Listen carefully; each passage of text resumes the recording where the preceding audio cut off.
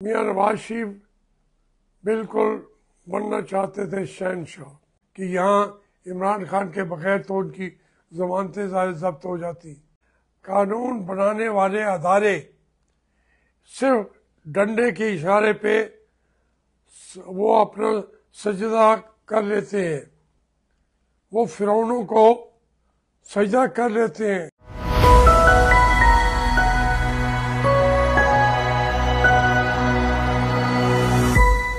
बिस्मिल्लाहिर्रहमानिर्रहीम। मेरे बच्चों, अस्सलाम वालेकुम। ये तरमीम जो आइन में की गई है, दर हकीकत ये जमहूरियत के अंदर तरमीम की गई है। ये आइन की तरमीम नहीं है, ये तरमीम जमहूरियत है। जो हमारी अस्करी क़यादत ने ताकत के ज़ोर पर, डंडे के ज़ोर पर कल उसको फाइनल शक्ल दे दी है। लेकिन ये इसके पास होते ही ये तरमीम की आखिरी मंजिल नहीं है, बल्कि ये जिद्दोजहद की शुरुआत हो गई। अब एक वाज़े डायरेक्शन के साथ कि जमहूरियत को अब प्योर तरीके से कैसे लाया जा सकता है। हम ब्रूट डेमोक्रेसी नहीं चाहते, कभी भी कोई भी नहीं चाहता। हमें तो जो प्योर डेमोक्रेसी चाहिए, प्योर डेमोक्रेसी। उसके अलावा हमारा कोई पाकिस्तान की सर्वाइवल का चांस ही कोई नहीं है। ये बात ठीक कही है कल मियाँ नवाज शरीफ साहब ने, जो शेर दो शेरों में उन्होंने वजाहत कर दी है। वो कह रहे हैं कि हम मजबूर हैं। हम मजबूरों पे वो कहते तोहमत है, वो उसको कहते कि जो चाहे सो आप करे, हमें माल बदनाम किया। मेरा शेर कहने का कोई अच्छा रिकॉर्ड नहीं है, लेकिन जो कह रहे हैं कि हम तो मजबूर हैं। ये हम पे तोहमत है अख्तियारी की कि हम बाअख्तियार हैं। ये शेर तो यही था, जो चाहो सो आप करो, हमें मुझसे बदनाम किया। फिर वो कहते हैं ना कि मैं तेरा चिराग हूँ, जलाए जा बुझाए जा। ये सारे बेचारे मजबूरे महज बैठे हुए थे। मियाँ साहब ने तो वो सच उगल दिया और गिला भी किया कि हमें कहते हो मर जाओ, जहर पियो, हम पी लेते हैं। कहते मर जाओ, हम मर जाते हैं। कहते नहीं, अब जीना पड़ेगा। तो वो एक बड़ा मशहूर है ना कि हुक्का जो है हजूर मुअल्ला के हाथ में, हुक्का जो है हजूर मुअल्ला के हाथ में बेजान बोलता है मसीहा के हाथ में। तो ये तो बेजान है। मसीहा कोई पीछे और बैठा है। ये सिर्फ हुक्के की बात नहीं है। ये तो वो तो ये हुक्के पे उन्होंने पढ़ा था कि हुक्का जो है हजूर मुअल्ला के हाथ में, वो गुड़गुड़ करता है ना हुक्का, तो उन्होंने कहा बेजान बोलता है मसीहा के हाथ में।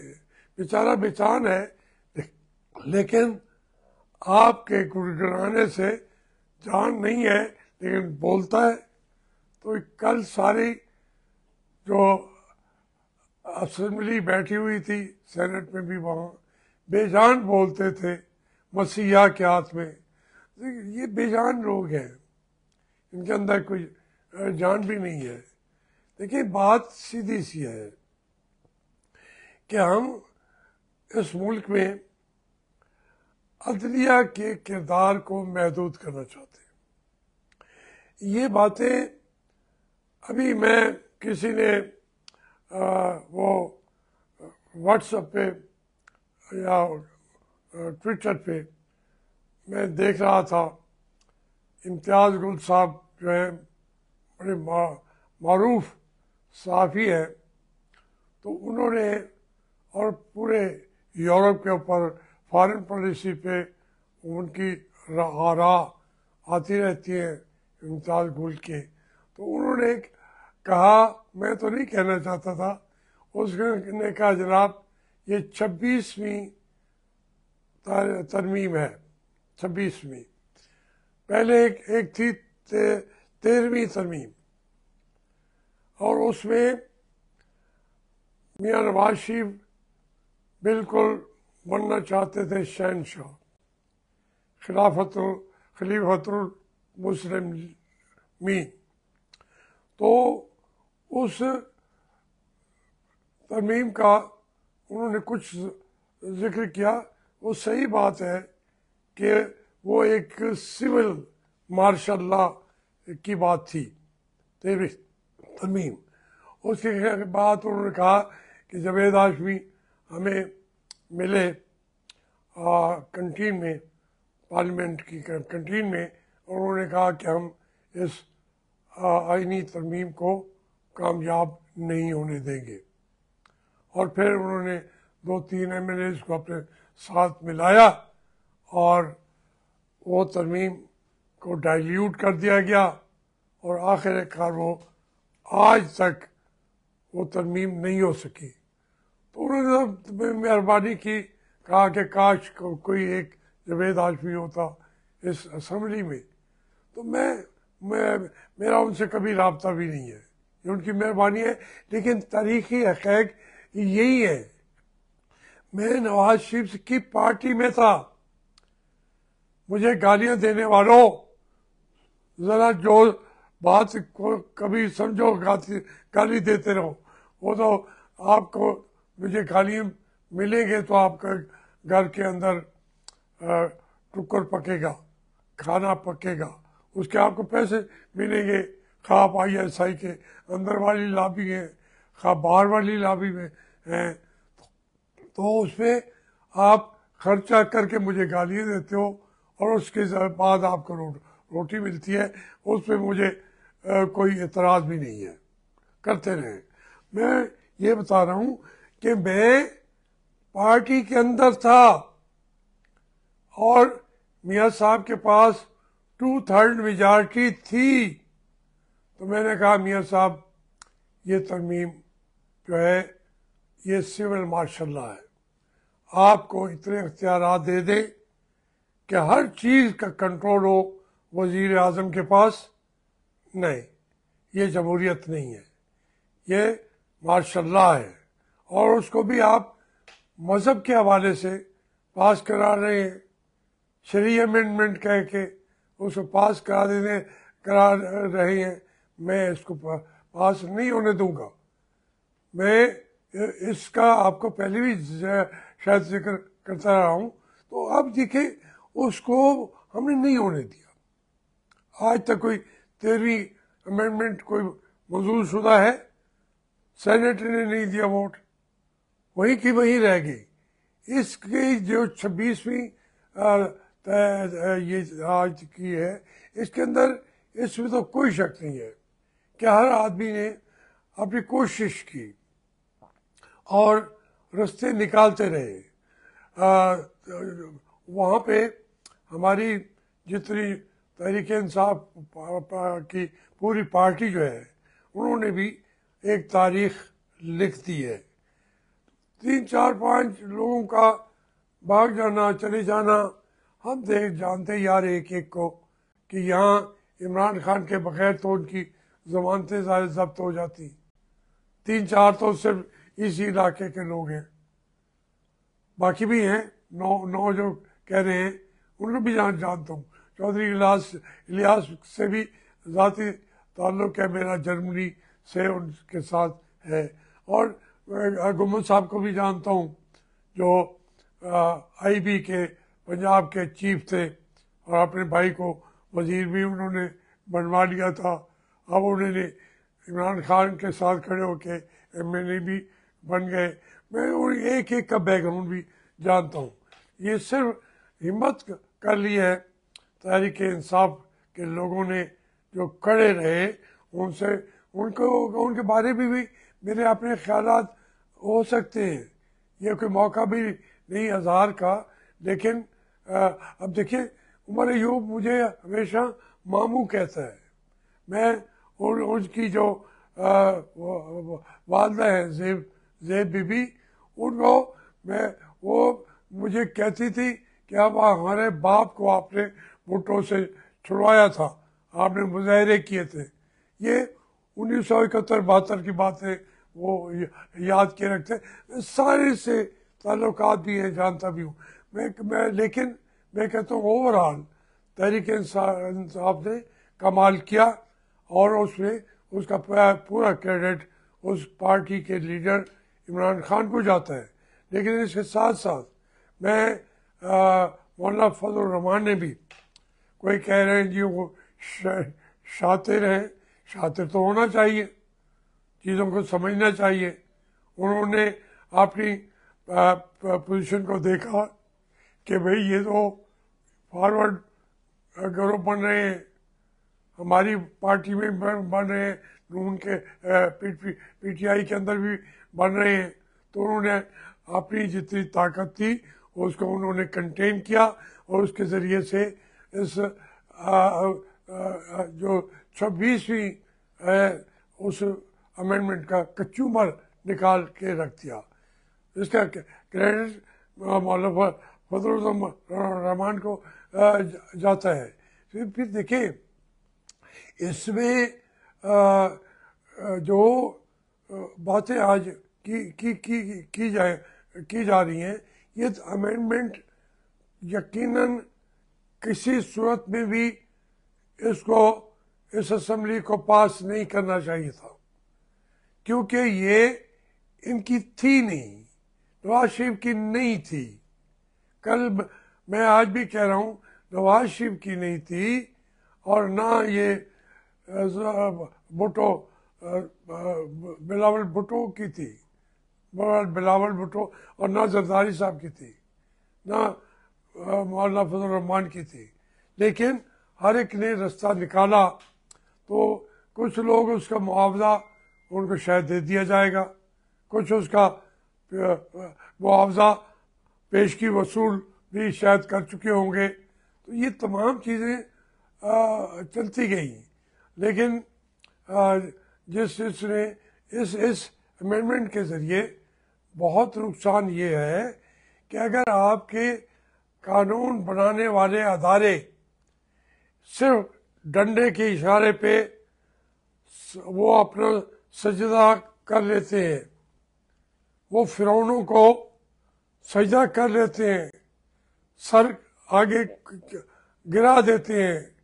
सामने कौन है? सामने है अस्करी क़यादत।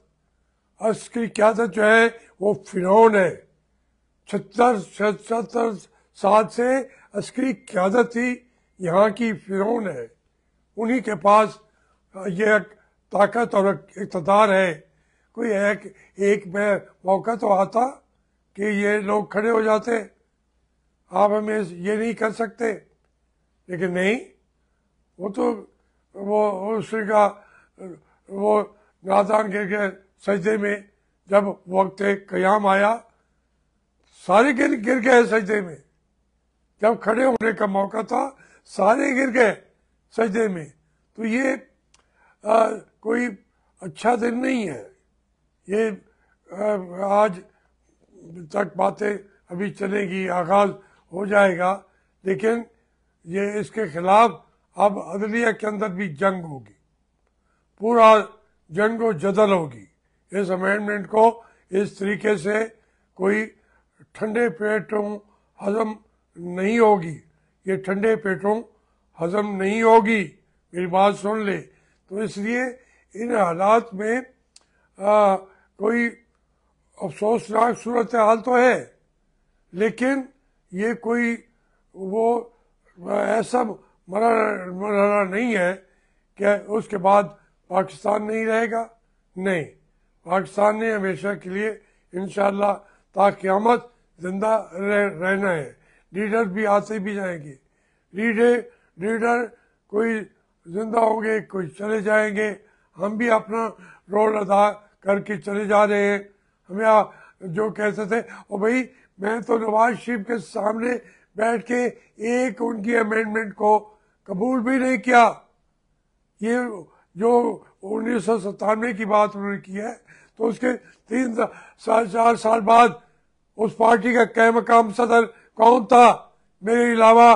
कोई मिला नवाज शरीफ को? नवाज शरीफ का दिल नहीं था, लेकिन बनाना पड़ा। मेरा तो फिर मेरा हल्के तकसीम कर दिए गए, मेरे नीचे की जमीन खींच ली गई, तमाम लोग मिल के मुझे दबाते रहे। मियां नवाज शरीफ भी बहुत ही हीनियस तरीके से, गलत तरीके से उन्होंने मुझे दबाए रखा। मुझे मेरी बात को आगे आने नहीं दिया, क्योंकि वो समझते थे कि ये मेरा हम मसलक नहीं है, मेरे साथ इसकी सोच नहीं मिलती। ये जमहूरियत की बात करता है, हमने तो जमहूरियत करनी है तो साथ कारोबार भी करना है। ये कहता नहीं, जमहूरियत में जब आपको इक़्तिदार मिलता है, पूरी दुनिया के अंदर यह तय है, अमेरिका हो, खा आपका बरतानिया हो, फिर उसका वजीर आज़म या उसका सदर कारोबार नहीं कर सकता। वो कहते थे हमने करना है।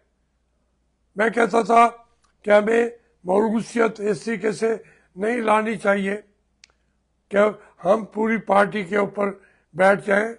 तो ये एक लंबी जंग है, वो चलती भी रहेगी।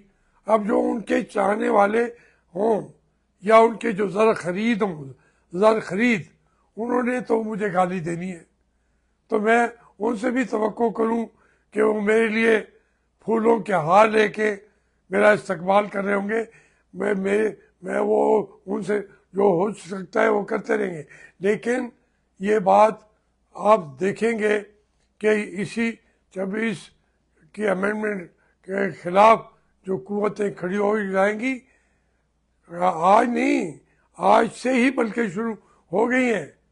वो आगे आके बताएंगी जो इसमें खरा है वो खरा होगा, जो खोटा है वो खोटा होगा। हर एक को अब खड़े होके कोई कहे कि वो कोई झूठी पोशाक या लिबास पहन के उसमें से शेर की बजाय गीदड़ आ जाएगा, शेर की खाल पहन के, नहीं, अब गीदड़ होगा, शेर होगा। ये पाकिस्तान के अंदर इंशाअल्लाह जमहूरियत का सूरज तुलू हो चुका है, वो डूबेगा नहीं। डूबेंगे यही जर्नैल, डूबेंगे यही सियासतदान जो एक दमड़ी के ऊपर बिकने के लिए तैयार होते हैं, यही डूबेंगे जो कौम को बेच देते हैं। ये ऐसे नंगे दीन हैं, ऐसे नंगे वतन हैं कि ये अपनी एक दमड़ी के ऊपर ये मुल्क बेच देते हैं, ये कौमें बेच देते हैं। लेकिन फिर इनका भी वक्त आ जाता है, इनका वक्त भी आ जाता है। तो मैं उनको कहना चाहता हूँ कि खुदा के लिए बस करो, अपनी इस जिल्लत के अंदर गहराइयों के और जिल्लतों के गढ़ों में चले जा रहे हो। देखो अपने आप को, देखो कौम को, देखो इस मुल्क के गरीबों को जिनको आपने लूट लिया है, और फिर उसके ऊपर कहके लगाते हो, कामयाबियों का कहके लगाते हो। ये तमाम चीज़ें अब ख़त्म होंगी। होंगी इंशाल्लाह। ये मैं आपसे वादा कर रहा हूँ। मेरा ये सांस है ना है इसका तो कोई यकीन नहीं है। मैं तो भाई वैसे ही मैं तो जाने वाला हूँ, आज नहीं कल परसों। अभी मैं बैठे बैठे भी खत्म हो सकता हूँ, लेकिन मेरी आंखें देख सकती हैं। जैसे मैं पहले देखता रहा हूँ और रोकता रहा हूँ लोगों को, अब भी मेरी आंखें देख रही हैं कि मेरी आने वाली नस्लें, पाकिस्तान के बच्चे, उनका जो मुस्तकबिल है वो महफूज हो जाएगा इंशाल्लाह। जमहूरियत से, पार्लियामेंट से, वोट से, सिर्फ इसकी क़यादतें तो कभी महफूज रह भी नहीं सकती। हर जंग हारी है, हर जंग हारी है, हर बात हारी है, हर सियासत की जो जंग है वो भी हारी है। और दुश्मनों को गिराते गिराते खुद गिर जाते हैं। इनके ऊपर ना हमें कोई यकीन है, लेकिन पाकिस्तान के वोट के ऊपर हमें यकीन है। और इंशाल्लाह वो वोट पाकिस्तान को बड़ी जल्दी रास्ते निकलते जाएंगे। ये सिर्फ ज़मीनी हक़ाइक़ की बात कर रहा हूँ। 2-3 साल के अंदर पाकिस्तान तो कहीं से कहीं पहुंच जाएगा। ये माजी के लोग हैं, ये रुजत पसंद लोग हैं, ये तरक्की पसंद नहीं है। ये पाकिस्तान को तरक्की करते हुए देखना भी नहीं चाहते। इंशाल्लाह पाकिस्तान कामयाब होगा, ये नाकाम होंगे।